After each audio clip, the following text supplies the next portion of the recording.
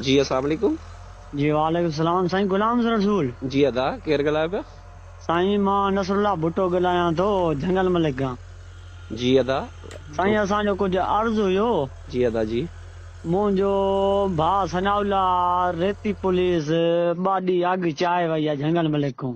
अच्छा अदा तुंहिंजे वालिद जो नालो छा आहे?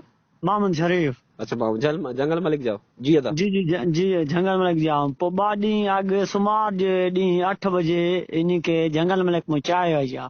अच्छा हा पोइ असां एस एच ओ रेती ऐसे जो रेती केरु अदा एस एच ओ नाले जी ख़बर अथई ॿुधाइण वारा केरु? असांखे ऐसे जे रेती जो नाले जी ख़बर न आहे, बाक़ी इहा ख़बर आहे जेका उनखे ॿधण आया उन मां उनखे सुञातो।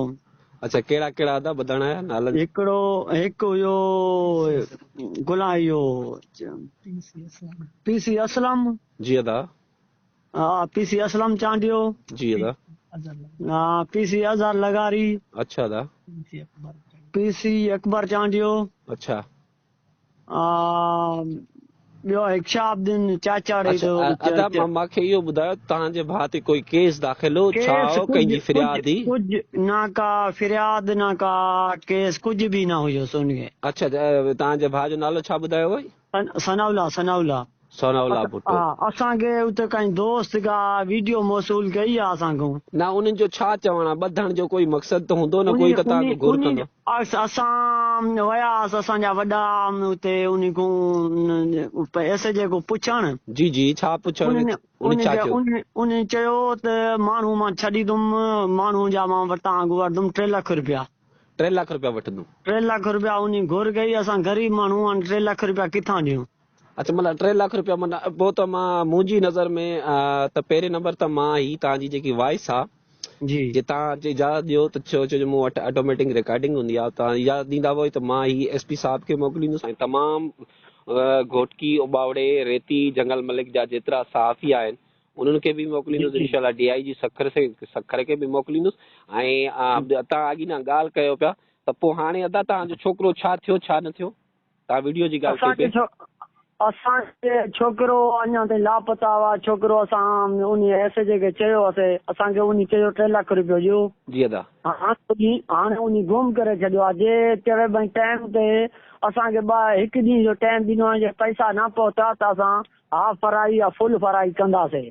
अच्छा माना केस दाख़िल करे पुलिस मुक़ाबलो या पुलिस मुक़ाबलो करे असां ऐलान कंदासीं। असल में उन पैसनि जी करी आहे असांजी उन टाइम मोटरसाइकिल बि कागज़नि वारी उहे बि छिके आहिनि। उहो SHO रेती छिके वियो?